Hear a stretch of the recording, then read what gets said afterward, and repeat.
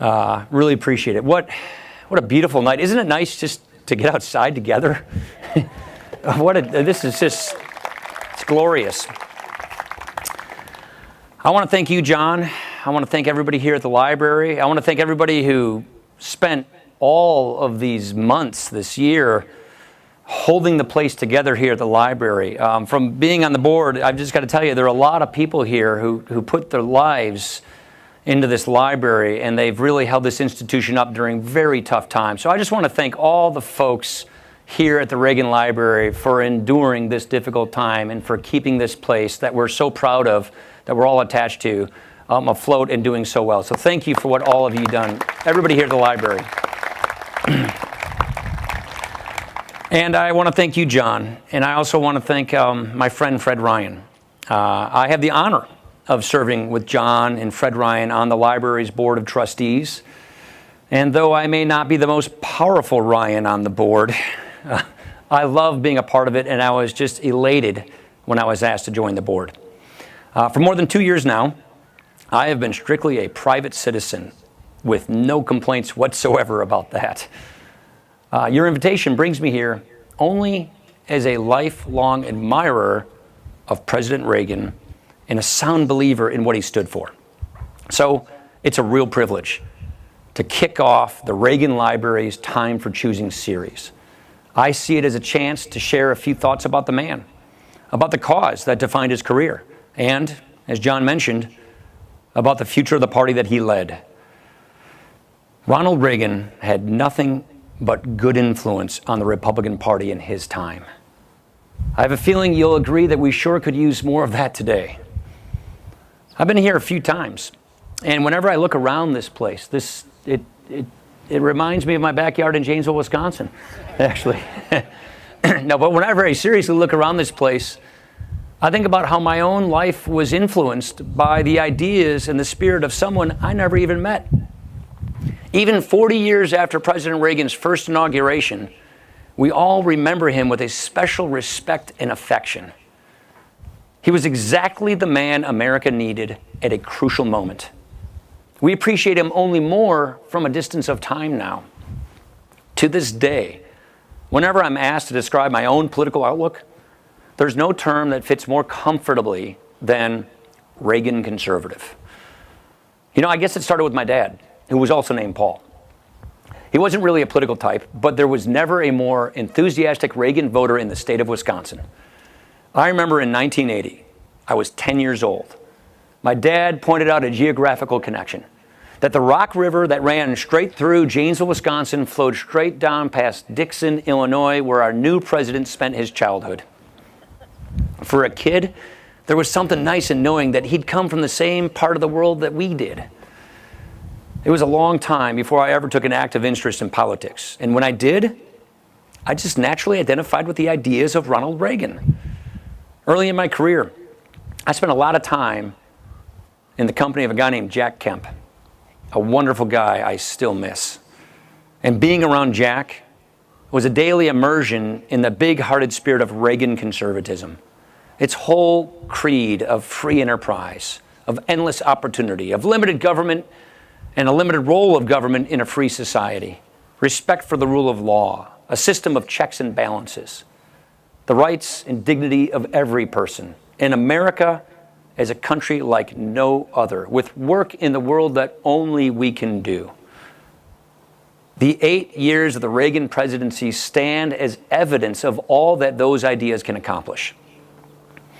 Just think how different the world would look today without this one man whose arrival in American politics still seems providential. You know, it's a measure of his impact that there are statues of this man, not just here in Simi Valley, but also in our Capitol Rotunda, in London, in Gdansk, Poland, in Warsaw, in Budapest, in Berlin near where the wall used to be, and in many other places where Reagan will always be an honored name. Our 40th president belongs to another era for sure, but the ideas he championed, they are universal. They are as hopeful and as compelling as ever. Consider the background of one new member of Congress, Victoria Spartz of Indiana. She's an immigrant from Ukraine who did not arrive in the United States until 1998 when she was 20 years old. You know, socialism might be fashionable among some members of the House, but I have a feeling they're going to hear from their colleague Victoria, who has seen socialism up close and knows exactly where it leads. And how do you think this representative, born in the Soviet Union, began her service in Congress? She arranged to take her oath of office standing by a portrait of Ronald Reagan. If we're looking for good signs in the Republican Party, this freshman member of the House, along with others, like young Kim from down in Orange County, Maria Elvira Salazar of Florida, and Tony Gonzalez of Texas, they are high on the list. And looking for good signs is what we should be doing, even if in 2020 and in 2021, we have been a tough and disappointing time for the conservative cause. Here's another good sign. With a strong showing of conservative candidates, Republicans last year came very, very close to regaining a House majority. No one expected that, especially in an election cycle where we lost the presidency and then the Senate in a runoff. Of course, since 2016, we have learned to get used to big and unexpected things happening in American politics. Even for our good showing in the House, 2020 left Republicans powerless in Washington. Even worse, it was horrifying to see a presidency come to such a dishonorable and disgraceful end. So, once again, we conservatives find ourselves at a crossroads. And here's the reality that we have to face. If the conservative cause depends on the populist appeal of one personality or of second-rate imitations, then we're not going anywhere. Voters looking for Republican leaders want to see independence and mettle. They will not be impressed by the sight of yes-men and flatterers flocking to Mar-a-Lago. We win majorities by directing our loyalty and respect to voters and by staying faithful to the conservative principles that unite us. This was true even when the person leading our movement was as impressive, polished, and agreeable as they come. Maybe you recall Ronald Reagan's parting words in the proper farewell address of a successful two-term president. Here is how he acknowledged his reputation as a great communicator. He said, quote, "I never thought it was my style or the words I used that made a difference. It was the content. I wasn't a great communicator, but I communicated great things. And they came from the heart of a great nation, from our experience, our wisdom, and our belief in the principles that have guided us for 2 centuries." Now, President Reagan might have been underrating his talents just a bit, but he was right. That leaders and eras, they come and go. It's only the cause that endures. That is critical to remember right now. And frankly, I don't think anyone should have trouble recalling our fundamental convictions. We have a Democratic administration, Senate, and House that are challenging those convictions and will keep doing so day after day. As we watch progressive work every level of power and every lever of power in all the elected branches in Washington, we'll have all the reminders we need of why conservatives believe in limited government, in spending discipline, in economic opportunity, in pluralism, in personal freedom. We're now seeing how one-party rule from the left holds up in a center-right country. Joe Biden was put into the presidency by swing suburban voters, the kind who normally vote Republican, but in this case did so only for Congress and not for president. They expected a center-left unifier. The problem is, he is focused on unifying not the nation, but the Democratic Party, surrendering to its progressive base. It's not been 6 months, and already the administration is working toward over $6 trillion in new spending. This even with a deficit that ran more than $200 billion last month alone. What is not covered with new borrowing will be funded with higher income taxes, payroll taxes, capital gains taxes, estate taxes, and more. In 2020, the country wanted a nice guy who would move to the center and depolarize our politics. Instead, we got a nice guy pursuing an agenda more leftist than any president in my lifetime. These policies might have the full approval of his progressive supporters, but they break faith with the middle-of-the-road folks who made the difference for him on Election Day. And for conservatives, this painful existence as the opposition can actually be an opportunity. Out of these years can come a healthy, growing, and united conservative movement. A movement that speaks again to the heart of a great nation. Consider how much we got done before the defeat of 2020. When we controlled the levers of power, what did we accomplish? Well, I was lucky enough to be Speaker of the House during that time. And the answer is that Republicans delivered on goals important to conservatives going all the way back to Goldwater and Reagan. They include a vital rebuilding of America's military and intelligence capabilities so that determined rivals cannot overtake us.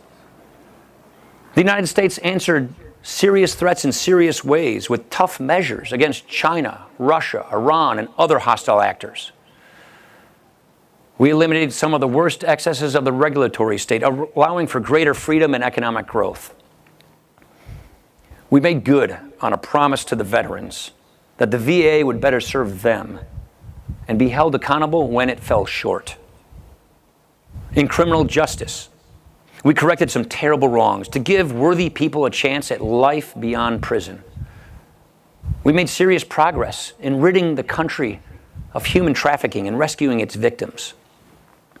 All this and more, along with Senate-confirmed Supreme Court justices who endured vicious attacks from the left and who will be a credit to their country for decades to come. And then there was the first major revision of the tax code since 1986. The previous code was what people had in mind when they talked about the swamp. It was a constant drag on economic productivity and entrepreneurship, driving capital and jobs outside of the United States. It was such a fixture that few people thought it could be reformed, and most had given up trying. We needed to lower the rates, clear away the favors and the clutter, and sharpen America's competitive edge. Tax reform was a big piece of business. I worked at it myself for 2 decades in Congress. And in 2017, we got it done. This is the main reason why, at the start of 2020, the United States was seeing such powerful and inclusive economic growth. We saw increased revenue from a broader tax base, capital and jobs coming back to America, the best wage growth for low-income earners in more than a decade, and unemployment at a 50-year low for every demographic. These historic reforms were a triumph of practical conservative policy, a model of shared prosperity and upward mobility that we've always talked about.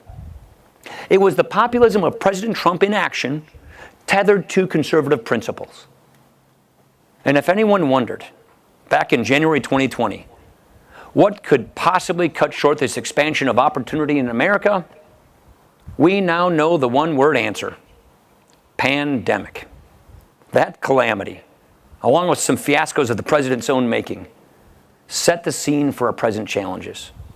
Look, to his credit, Donald Trump brought many new voters into our party, and we want them to stay. He's a former president now, but the issues and values that held so many Republican voters and turned so many Democrats into Republicans, those issues and values still matter. I'm proud of the long-standing promises Republicans made good on in those years. By any measure, it is a plus that we are now a party that more working people can identify with, a party that takes American sovereignty and the security of our border seriously. We're the party that has no illusions about China and its influence in the world, and that too is a change for the better. In a lot of manufacturing towns and in other once forgotten places, people know who's speaking for them, and more than that, who's listening to them.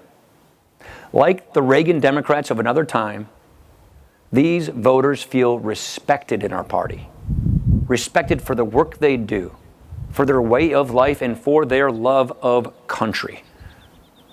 I can't think of any better evidence that the Republican Party has been doing at least a few things right. Having joined our ranks in the last 5 years, there is no reason these voters cannot go on adding their conviction and support to the conservative cause. All good-meaning people from every background should feel welcome in the forward-looking, inclusive, aspirational movement that we must be.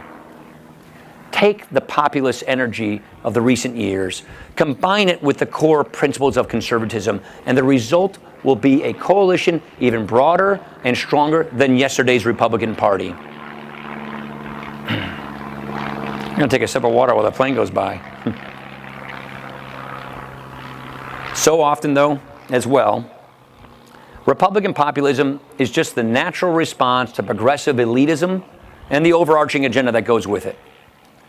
Never before has the left wing of the Democratic Party held such influence as it does now. And we're seeing how that works out. I am betting that most Americans will not take well to more policies of wealth redistribution, more federal interference in their lives, more globalism at the expense of the national interest, and daily, never-ending instruction in political correctness. The least appealing feature of the party in power is its constant use of identity politics. So many issues on the left bring up the same dreary view of America as a collection of groups in perpetual conflict with each other. What we could once dismiss as pretentious academic theory, confined to overworked dissertations in obscure journals, somehow has become Democratic Party orthodoxy. Everything has to be about race, gender, and class. Every person is just a stand-in for one group interest or another. That's identity politics. Constantly accusing, suspecting, claiming victimhood, pulling us apart from one another. And lately, all of this has gone from ideology to obsession. But as the left gets more woke, the rest of America is getting weary. This stuff is exhausting. And we conservatives have got to be careful not to get caught up in every little cultural battle. Sometimes these skirmishes are just creations of outraged peddlers, detached from reality and not worth anybody's time. They draw attention away from the far more important case we must make to the American people. Culture matters, absolutely, yes. But our party must be defined by more than a tussle over the latest grievance or perceived slight. We must not let them take priority over solutions grounded in principle to improve people's lives. Because politics based on racial or other identity is always a path to deeper and deeper hostility with sad and harmful consequences. And it is precisely the opposite of conservative thought. And we need to be frank. Today, too many people on the right are enamored with identity politics in ways that are antithetical to Reagan conservatism. The whole idea in this country is that every person has worth, and that our dignity, rights, and responsibilities, they all belong to us as individuals. The key identity that we all share is our humanity. The group we all belong to is a free society, where we all get to think for ourselves, where everyone has something to contribute, and where everyone deserves a chance to rise. In any time, but especially now, these conservative principles ring true, and they will always draw more men and women to our cause. Conservatism draws heavily on the wisdom of natural law, which can raise our sights beyond the selfishness and the grievance collecting of tribe against tribe.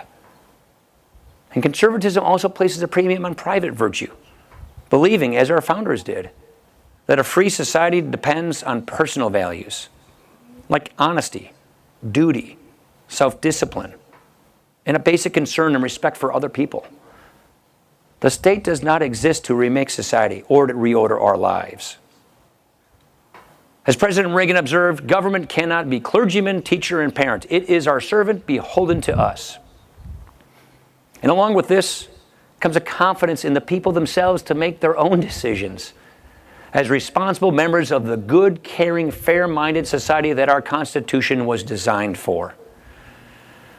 Listening to the progressive left sometimes, you can easily overlook their irreplaceable role of families, churches, and communities in shaping the character of our country. For the left, it's always about expanding government power. I think of the federal debt, which hardly comes up anymore, even though the debt is now $28 trillion. Look, we were forced to take extraordinary measures to respond to a global pandemic. But that effort is not permission to adopt a policy of limitless spending. Many consequences would arise out of a debt crisis. All of them bad, some of them catastrophic. If we want to remain the biggest economy, keep our standard of living, keep the dollar as the world's reserve currency, and meet our obligations to the seniors, to our veterans, to the poor and the disabled, it all comes back to spending discipline and the tax revenue that comes only with a pro-growth agenda. Everything rides on America getting ahead of this problem. And if conservatives do not show the way, and too often we have not, then no one else will. The same is true when we think about complex and growing challenges to the security of our country. It's more than just a matter of sustaining military and intelligence capabilities, in which we can never afford to be second best. That's the most basic of our responsibilities. We are in an all-inclusive competition against authoritarian regimes that want to supplant American influence wherever they can. They'll take any opening, exploit every weakness, and they're not much constrained by our standards of honor and fair play. We cannot take our special place in the world for granted. Our alliances, our friendships, the whole community of values among free nations. Together, these express the noblest aspirations of humanity, and they always need careful tending. American leadership has made the difference for 75 years. And that means it is crucial, but not inevitable. If our influence ever faded by choices or miscalculations of our own, it would become a lot easier to picture the world as repressive surveillance states like China see it already. A future in which pervasive state control over the individual is the model to follow, and instead of the natural rights of men and women and a future of freedom. How many times did we hear the namesake of this library remind us that America isn't just a place on the map, defined by blood and soil? It's an idea. America is humanity's best attempt at upholding the truth that everyone is created equal, that the condition of your birth need not dictate the whole course of your life. And that word, created, that's still the key to it all, because it reflects the true wisdom of our founding. You can listen to any peddler of the latest collectivist doctrine or any propaganda from some big brother regime, but you will never hear a creed more revolutionary than the American idea that the rights of every person are endowed by God, not granted by government. That creed has always been the best thing we have going for us as a country. It has universal appeal that no ideology centered on the power of the state can ever match. The test, as always, is to keep faith with our most basic ideals. And today, we are challenged from within and from without. If we fail this test, it will be because the progressive left will have won by default. It will be because the conservative cause, which has been the protector of our great American creed, lost its way and followed the left into the trap of identity politics, defining itself by resentments instead of by ideals. It will be because we mistake reactionary skirmishes in the culture wars with a coherent agenda. It will be because we gave too much allegiance to one passing political figure and weren't loyal enough to our principles.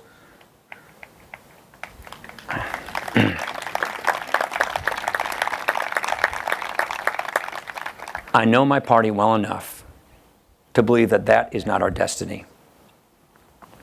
As long as America stays confident in the ideals of our founding, our country will forever stand as the alternative to tyranny of every kind.